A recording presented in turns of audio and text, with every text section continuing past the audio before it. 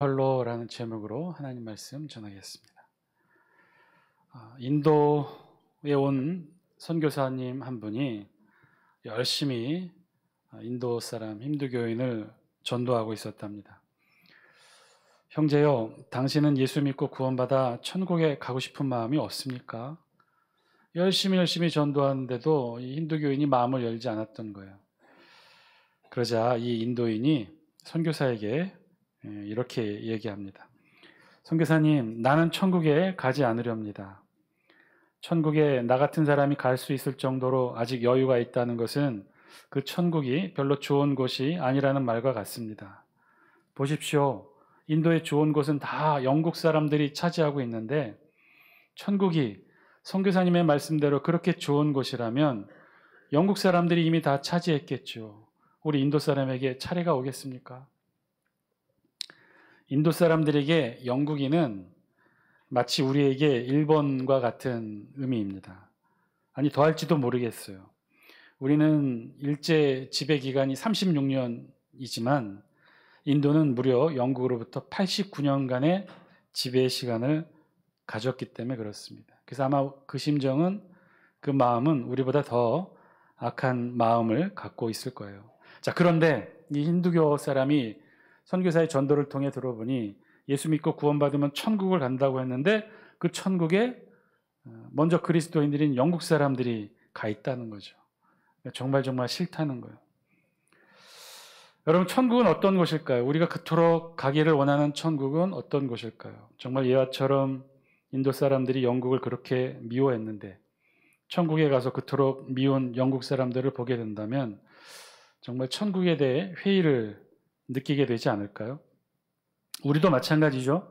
우리도 그토록 가기를 원하는 곳이 천국인데, 그런데 우리가 미워하는 사람도, 나를 미워하는 사람도, 그 인간도 천국에 가게 된다면 천국 가서 보게 되는 그 인간, 조금은 천국에 대해서 다시 생각하게 되지 않습니까?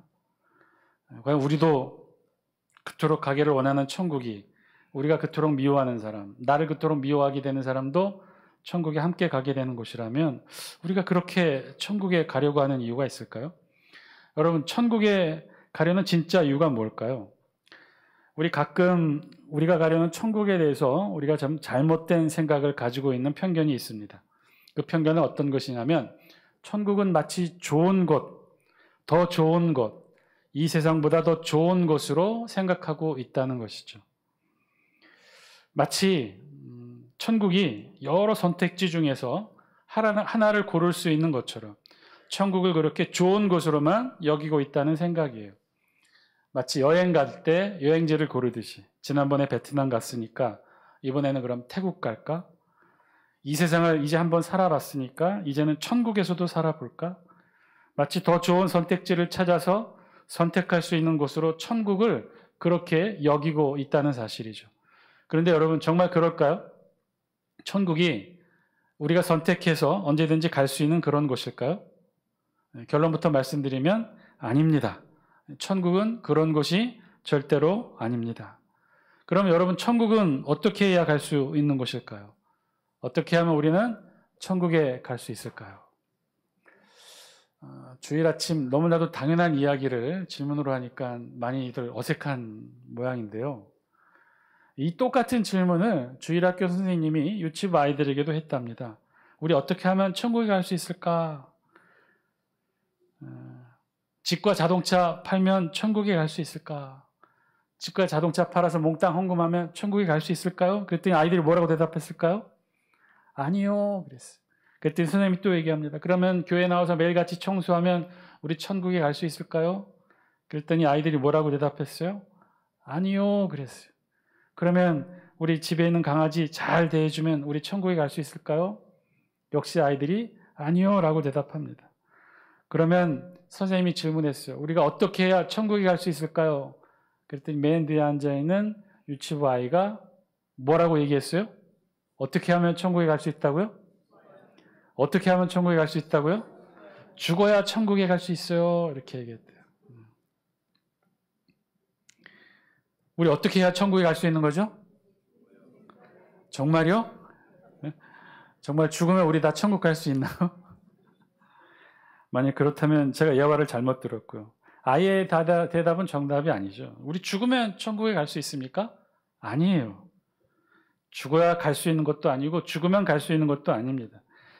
앞에 이야기의 진짜 핵심은요, 천국은 죽어야 갈 수 있는 것, 죽어서 갈 수 있는 곳이 아니라 천국은 우리가 선택할 수 있는 곳이 아니라는 사실입니다. 또한 우리의 선택과 무관하게 우리는 모두 어떤 존재라고요? 죽을 수밖에 없는 존재라는 사실을 역으로 알려주고 있는 게 그 이야기예요. 이 세상에 죽으면 갈 수 있는 것 그 어디에도 없어요. 죽으면 그것으로 끝이죠. 오히려 우리 모두는 이 세상에서 죽을 수밖에 없는 존재라는 사실을 또 더 뼈저리게 알려주고 있어요. 천국 말고 더 좋은 곳, 더 나은 곳 골라서 갈 수 있다는 생각 자체가 허망한 생각일 뿐입니다. 우리는 그저 죽을 수밖에 없는 존재라는 거예요. 저와 여러분 모두 다 죽을 수밖에 없는 존재라는 거예요. 오늘 분위기가 좀 이상하네요. 이렇게 다 못 믿을 듯한 표정들로 저를 이렇게 쳐다보고 계시는지 모르겠네요. 우리 죽을 수밖에 없는 존재라는 사실 안 믿기셔요? 우리 다 죽을 수밖에 없어요. 병들어 죽고, 나이 들어서 죽고, 사고로 죽고, 전쟁으로 죽고, 허다못해 놀래서 심장마비로 죽을 수 있는 존재가 우리예요. 허다못해 심심해서 죽고요. 배고파서 죽는 게 우리 인간입니다. 여러분 착각하지 마세요. 우리가 그냥 자연스럽게 가만히 있으면 될 수 있는 것, 할 수 있는 것, 이 세상에 아무것도 없어요. 우리가 가만히 있으면, 정말 아무것도 안 하고 먹지도 않고 가만히 있으면 할 수 있는 건 오직 딱 한 가지, 죽을 수밖에 없는 거예요. 천국은요, 가만히 있으면 죽어서 가게 되는 곳이 절대로 아니라는 거죠. 가만히 있으면 죽을 수밖에 없어요. 우리가 천국에 갈 수 있는 것은요, 정말 놀라운 기적과도 같은 일이고, 세상에서 태어나 세상의 흙으로 돌아갈 수밖에 없는 우리 존재인 우리가 천국에서 영생을 누리게 된다는 것은요, 정말 있을 수 없는 기적과 같은 하늘의 은혜인 줄 믿습니다. 그 기적과 같은 일을 우리가 한다는 거예요. 저와 여러분 모두가 구원받으면 우리가 천국에서 영생의 삶을 이룰 수 있게 된다는 거예요. 그래서 천국은요, 죽어야 가는 곳이 아니라 천국은 어떻게 하면 갈 수 있는 거예요? 구원받아야 가는 곳이 천국입니다. 그리고 그 구원이란 오직 단 하나의 전제에서 출발합니다. 그 구원에 대한 전제는요, 우리 모두는, 저와 여러분 모두는 죽을 수밖에 없는 존재라는 사실. 죽을 수밖에 없는 존재인 우리가 구원을 받아서 죽지 않고 영생을 누리게 되는 것, 그게 우리가 구원을 통해 천국에 나간다는 뜻입니다. 천국은 그래서 장소가 아니에요. 천국은 장소의 개념이 아니에요. 천국은 장소가 아니라 죽음과 영생을 의미하는 거예요. 그게 우리에게 천국인 것이죠. 자, 그렇다면 이제 우리의 질문은 바뀌어야 돼요. 어떻게 가면 천국에 갈 수 있을까에서 어떻게 하면 구원받을 수 있을까로 우리의 질문은 바뀌어야 합니다. 그러면 우리 어떻게 하면 구원받을 수 있을까요? 오늘 성경은요, 그 사실을 우리에게 신약의 언어로 말씀해 주고 있어요. 우리 다 함께 오늘 우리 본문 21절 말씀 같이 함께 읽습니다. 시작. 이제는 율법 외에 하나님의 한 의가 나타났으니 율법과 선지자들에게 증거를 받은 것이라. 우리가 어떻게 하면 구원받고 천국에 갈 수 있을까? 오늘 성경 로마서에서는요, 이렇게 말씀하고 있어요. 이제는 율법 외에 하나님의 한 의가 나타났으니. 짧지만 아주 강력한 문장으로 오늘 우리 본문은 이 세상을 향해 선포하고 있어요. 이 본문에는 두 가지 의미가 담겨 있어요. 그것은 우리의 구원의 통로, 구원의 길은 율법과 같지 않다는 거예요. 그리고 두 번째는요, 우리의 구원의 길, 천국으로 가는 이 구원의 통로는 우리에게 주어진 것이 아니라, 이미 주어진 그 어떤 것이 아니라 외부로부터 온다는 거예요. 하늘로부터 나타난다는 거예요. 밖으로부터 나타난다는 거예요. 즉 하나님이 말씀하시는 의, 정의, 공의, 하나님의 의는 외부에서 우리에게 갑자기 나타난다는 거예요. 짧은 문장이지만 여기는 아주 중요한 사실을 함축하고 있어요. 그것은 율법은 안 된다는 거예요. 율법으로는 이룰 수 없다는 거예요. 율법으로는 온전한 구원을 이룰 수 없다는 사실이에요. 여러분, 율법이 어떤 것인가요? 율법은 하나님께서 아주 오래전 구약에서 이스라엘 백성들에게 주신 하나님의 말씀이에요. 언제 주신 말씀이죠? 아주 오래전 이 율법의 기원으로 올라가 보면 아주 오래전에 애굽의 노예로 있던 이스라엘 백성들에게 하나님이 말씀을 주십니다. 어떤 말씀이냐? 모세를 통해 이스라엘 백성들이 출애굽하기 위해 애굽에 10가지 재앙이 내려졌는데 그 10번째 재앙이 어떤 재앙이었죠? 애굽에 있는 모든 장자들이 다 죽을 것이라는 거예요. 오늘 밤을 넘기면 애굽에 있는 모든 장자들이 다 죽을 것이라는 거예요. 그 말의 의미는 애굽의 공간 안에 있는 모든 장자는 다 죽는다는 것이 하나님의 의고 하나님의 공의였어요. 그런데 이 애굽에 있는 백성들 가운데는 누구도 있어요? 이스라엘 백성들도 있었단 말이에요. 하나님은 이 이스라엘 백성들만큼은 살리고 싶으셨어요. 그래서 하나님이 어떻게 하셔요? 애굽의 모든 장자는 다 죽어야 되는데, 그런데 그 속에서 이스라엘 백성의 장자는 살리기를 하나님이 원하셨어요. 그래서 그 방법을 취하신 게 뭐예요? 이스라엘 백성들에게 특별한 말씀을 주셨어요. 어떤 말씀이에요? 그거는 1년 된 어린 양을 잡으라고 말씀하십니다. 1년 된 어린 양을 잡아서 그 피를 어떻게 하라는 거예요? 이스라엘 백성들, 장자가 있는, 이스라엘 백성의 장자가 있는 집 문 좌우 문설주와 임방에 바르라고 말씀하고 있어요. 그러면 이스라엘 백성의 장자들은 살 수 있다는 거예요. 죽음의 신이 그 어린 양의 피를 보면 유월한다는 거예요. 넘어간다는 거예요. 그래서 이스라엘 백성의 장자들은 죽지 않는다는 거예요. 애굽의 모든 장자들은 다 죽는데 이스라엘 백성의 장자들은 죽지 않는 그 말씀을 하나님이 이스라엘 백성들에게 주셔요. 이 말씀으로 시작된 말씀이 결국은 이스라엘 백성들을 출애굽하게 하고 그래서 시내산으로 인도해서 하나님이 이 시내산에 이른 이스라엘 백성들에게 율법의 말씀을 주시죠. 그 말씀으로 통해서 세워진 나라가 바로 구약의 제사장 나라예요. 그래서 이 첫 번째 유월절 제사를 통해 이스라엘 백성들은 그 이후로 1500년간 제사를 통해 하나님 앞에 구원을 받습니다. 우리 다 함께 영상을 통해 레위기 1장 2절 우리 영상을 통해 같이 함께 읽습니다. 시작. 이스라엘 자손에게 말하여 이르라. 너희 중에 누구든지 여호와께 예물을 드리려거든 가축 중에서 소나 양으로 예물을 드릴지니라. 이렇게 해서 시작한 게 구약의 1500년 제사 제도예요. 제사를 통해 어린 양의 희생을 통해 희생의 피를 통해 이 이스라엘 백성들, 구약의 백성들은 죄사함을 얻었어요. 구원을 얻을 수 있었단 말이에요. 레위기 6장 7절 말씀도 영상을 통해 같이 함께 읽습니다. 시작. 제사장은 여호와 앞에서 그를 위하여 속한즉 그는 무슨 허물이든지 사함을 받으리라. 아멘. 제사장 앞에 예물을 가지고 나와서 하나님 앞에 제사를 드리면 어떻게 한다고 그랬어요? 그는 무슨 허물이든지 사함을 받으리라. 제사를 드리면 그 제물의 피로 인하여 무슨 죄든지 다 사함을 얻게 된다고 하는 하나님의 구약 제사 제도의 특별한 구원의 방법을 제시해 준 거죠. 놀라운 일이었어요. 그 사람이 어떤 허물이든지 어떤 죄를 짓든지 간에 제사를 드리면 다 죄사함을 받게 된다는 거예요. 이 시내산 율법으로 시작된 제사장 나라의 제사 제도는 놀라운 일이었어요. 하나님이 이 세상 가운데 처음으로 이 세상 백성들을 구원해내시는 하나님의 특별한 방법으로 쓰이게 되었어요. 이 용서의 방법은요, 제사 제도였어요. 이 5가지 제사를 하나님께 드리면 인간은 죄사함을 받아 구원을 얻을 수 있게 된 거예요. 번제, 소제, 화목제, 속죄제, 속건제 이 5대 제사를 3가지 핵심 요건에 따라 하나님 앞에 제사 드릴 수 있게 하셨어요. 첫 번째는 죄를 지은 백성들은 하나님 앞에 제물을 가지고 나오면 됩니다. 그 제물을 하나님 앞에 제사 드릴 수 있는 두 번째 제사장이 있으면 돼요. 그리고 이 제물을 가지고 제사장이 제사 드릴 수 있는 하나님이 택하신 성소, 그 성소가 있으면 이 제사를 통해 이스라엘 백성들은 구원받을 수 있게 되었어요. 예물, 제물, 제사장, 성소가 이 구약의 1500년간 제사제도의 핵심을 이루며 인간의 죄를 사함받고 구원으로 인도하게 되었던 길이에요. 자, 그런데 그러면 이곳으로 구원받으면 됐는데 정말 이곳으로 다 모든 백성들이 구원받을 수 있었을까요? 아니요, 여기에는 심각한 문제가 있었어요. 이 제사 제도의 구원 방식에는 심각한 문제가 있었는데 그 문제는 뭐냐면 일회적이라는 거예요. 여러분 제사를 드렸어요. 1년 동안 내가 지은 죄를 제물을 제사장 앞에 가지고 나와서 그 희생 제물의 피로 내가 오늘 구약에 있는 말씀처럼 레위기 말씀처럼 내가 죄 사함을 받았어요. 자, 그러면 그것으로 끝일까요? 나는 또다시 일상의 삶으로 돌아갑니다. 일상의 삶에서 나는 어떻게 해요? 죄를 지을까요? 안 지을까요? 또 죄를 지어요. 그럼 또 어떻게 해요?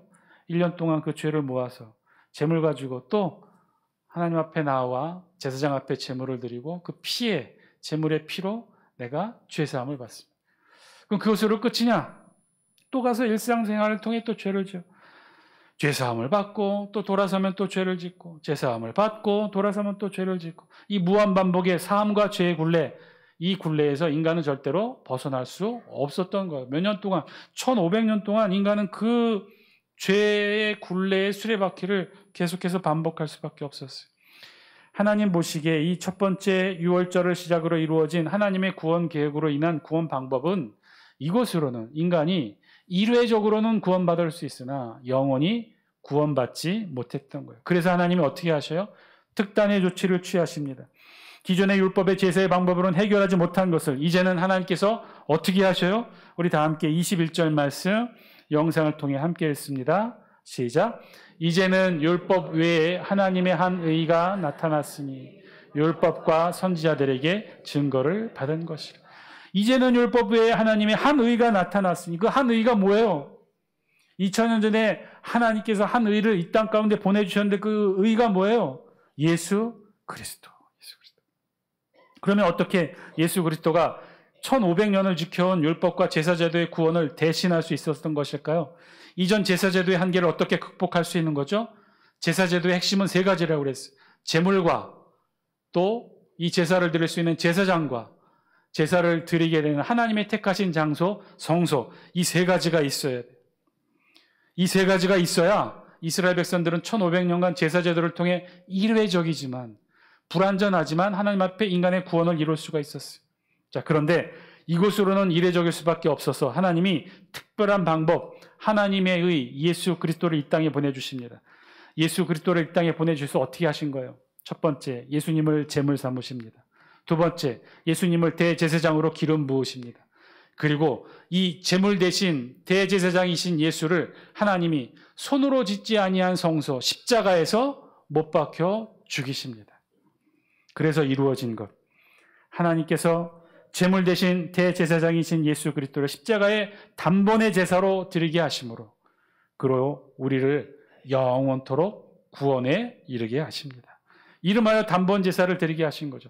1500년 제사를 통해 일회적으로 불완전하게 구원받을 수밖에 없었던 우리 인간의 죄의 문제를 예수님의 단번 제사를 통해 이루셔요.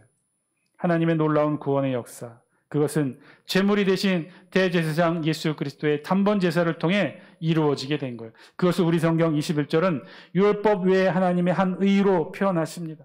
그런데 이 예수님의 단번 제사는 1500년 동안 들어진 피의 제사와 결코 무관하지 않다는 거예요. 그것을 표현한 구절이 오늘 우리 성경 21절 영상을 통해 다시 한번 읽겠습니다. 시작. 이제는 율법 외에 하나님의 한 의가 나타났으니 율법과 선지자들에게 증거를 받은 것이라. 1500년 동안 불완전하고 이례적인 피의 제사가 있었기에 예수님의 단번의 제사가 있을 수 있었다는 거예요. 제사장 날에 제사법이 없었다면, 1500년을 이어온 율법의 시간이 없었다면 인간은 결코 율법으로 자기 의의 구원을 받을 수 없는 존재라는 사실을 증명할 수 없었다면 예수님의 단번 제사도 있을 수 없었다는 말씀인 거죠. 자, 그래서 예수님이 단번 제사를 통해 우리를 이례적이 아닌 영원한 구원의 길로 인도하십니다. 자, 그런데 여기에 또 한 가지 너무나도 중요한 사실을 우리 성경이 증거하고 있어요. 그 사실은 25절 말씀이에요. 우리 다 함께 영상을 통해 25절 말씀 같이 함께 읽습니다. 시작. 이 예수를 하나님이 그의 피로써 믿음으로 말미암는 화목 제물로 세우셨으니 이는 하나님께서 길이 참으시는 중에 전에 지은 죄를 간과하심으로 자기의 의로우심을 나타내려 하심이니. 아멘. 이 예수를 하나님께서 무엇으로 화목제물을 세우셨다는 거예요? 무엇으로? 다시 한번 25절 보여주실래요? 이 예수를 뭐로? 화목제물로 삼으셨다는 거예요? 그의 피로써, 그의 피로써. 예수님의 피, 예수님의 보혈로 하나님은 예수님을 피의 제물로, 희생제물로 삼으셨다는 거예요. 우리 성경에 유독 예수님의 이 마지막 십자가 구원 사건을 기록하는 이 복음서에는요, 사실 온통 예수님의 피의 기록으로 번복이 되어 있어요. 왜 그렇게 예수님의 피가 우리 성경에 잔해할 정도로 자세하게 기록하고 있을까요? 체포당하실 때도 피를 흘리시고 로마 군병의 채찍에 피를 흘리시고 십자가를 끌고 골고다의 언덕에 오를 때도 온통 피를 흘리십니다. 십자가에 달리셔서는요 창에 찔려 피를 흘리시고 온통 피를 흘리셔요.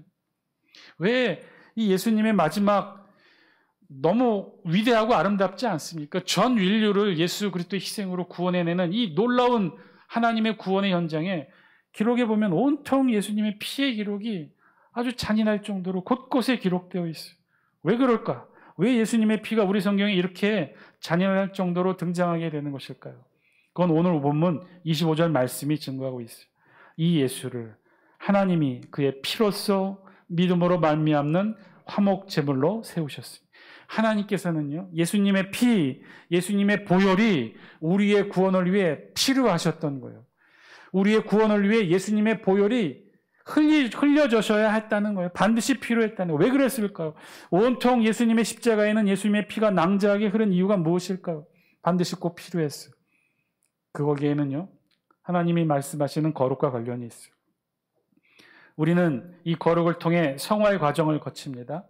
구원을 받아서 천국에 가서 영생의 삶을 살아가는 것, 이건 성화의 과정이고 이건 바꿔 이야기하면 우리가 거룩하게 변화되는 거예요.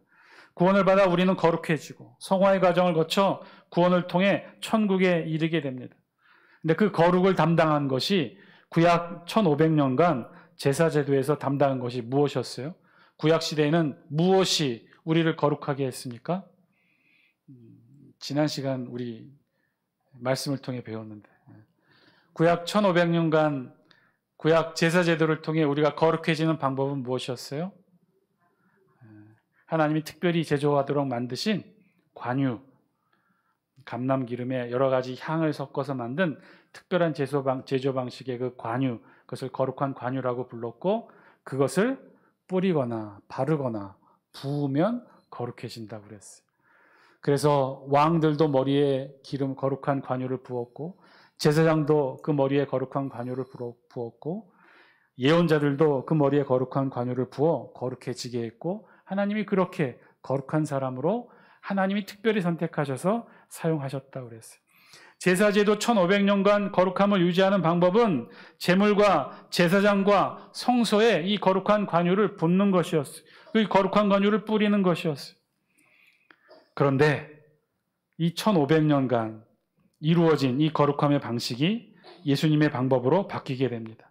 제물과 제사장과 성소 모두를 예수님의 단번 제사로 예수님이 친히 어린 양의 제물이 되시고 대제사장이 되신 예수님께서 십자가에서 단번 제사로 영원한 구원을 이루십니다. 이 예수님에게도 거룩을 이루기 위한 관유가 필요했던 거죠. 예수님의 거룩을 위한 관유는 바로 예수님의 보혈이었던 거예요. 그래서 예수 그리스도의 십자가에서는요, 온통 예수님의 피, 예수님의 보혈이 낭자하게 흐를 수밖에 없었던 거예요. 그렇게 1500년간 이어온 거룩한 관유가 신약시대 예수 그리스도의 십자가에서는 예수님의 보혈이 그 거룩을 이루는 중요한 요소가 되었어요.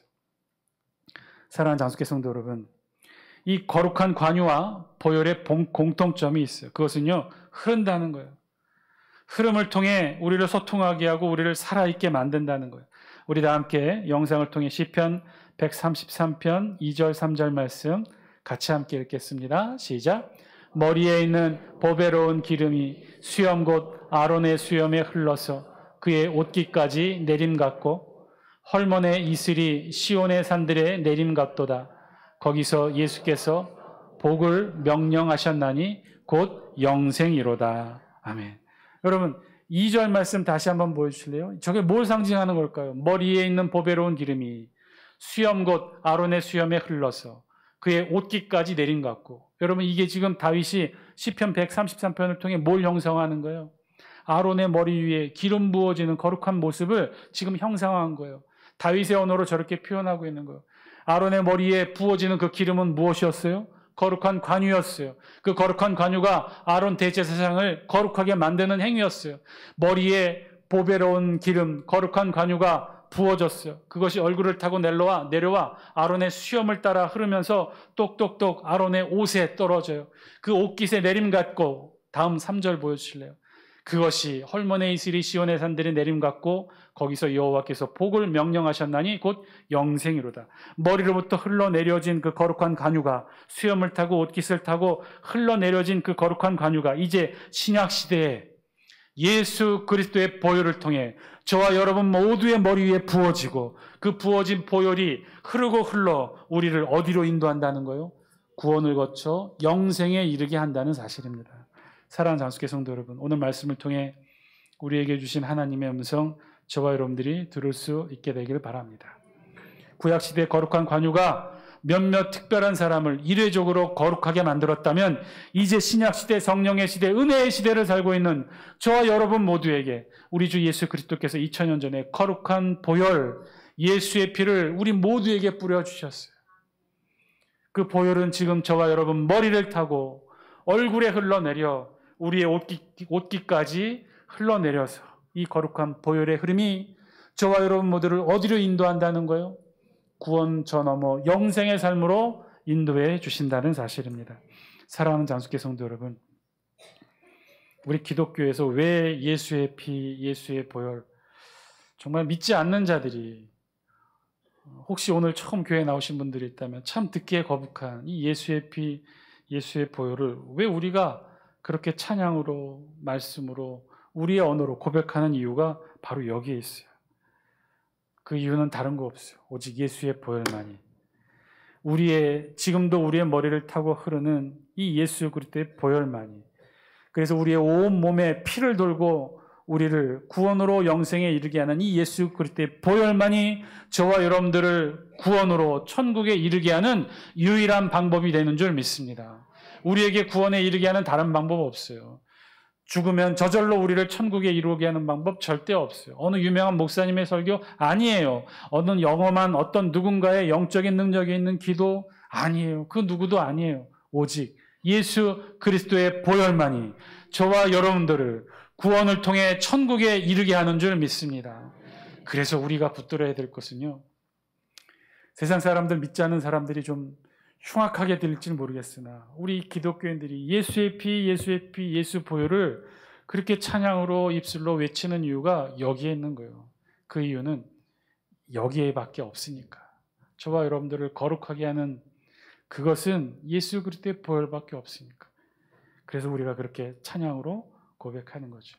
예수의 보혈을 지나 하나님 앞에 나아갈 수 있는 우리, 그것은 예수 그리스도의 보혈만이 가능하게 해 주십니다. 사랑하는 장수교 성도 여러분, 다른 것 없습니다. 여러분, 다른 것 붙들 이유 없습니다. 돈도 물질도 우리를 구원을 통해 천국에 이르게 하지 못해요. 율법 아닙니다. 나의 경험, 나의 신앙, 나의 의 아닙니다. 오직 예수 그리스도의 보혈만이 저와 여러분 우리 모두를 구원을 통해 천국에 이르게 합니다. 사랑하는 장수교 성도 여러분, 예수 그리스도의 보혈만 붙잡는 저와 여러분 다 되시기를 주의 이름으로 간절히 축원드립니다. 아유, 목사님 하도 귀가 따갑게 들었어요. 그거 뭐 맨날 이렇게 말씀하십니까? 그래도 중요해요. 왜냐하면 우리가 신앙생활이 흐르면, 신앙생활을 오래 하다 보면 자꾸 예수 그리스도의 보혈이 당연한 줄 알면서도 예수 그리스도의 보혈을 붙잡고 있는 우리의 손이 다른 걸 붙잡게 돼요. 나의 신앙을 붙잡고, 나의 고백을 붙잡고, 나의 경험을 붙잡고, 나의 직분을 붙잡고, 나의 생각을 붙잡고, 나의 판단을 붙잡아요. 사랑하는 장수교 성도 여러분, 이거 아니에요. 이거로는 저와 여러분 구원받을 수 없어요. 오직 예수 그리스도의 보혈만이 저와 여러분 모두를 구원에 이르게 하는 줄 믿습니다. 하나님의 의가 나타났다고 했어요. 우리를 구원에 이르게 하는 건 절대로 우리 내면에 없어요. 내가 열심히 노력한다고, 내가 최선을 다한다고, 내가 면벽수도 한다고, 오직 예수 그리스도의 보혈, 처음 잡았던 예수 그리스도의 보혈 놓지 마시고 끝까지 이 보혈로 구원을 통해 영생에 이르시는 저와 여러분 다 되시기를 주의 이름으로 간절히 축원드립니다. 기도드리겠습니다.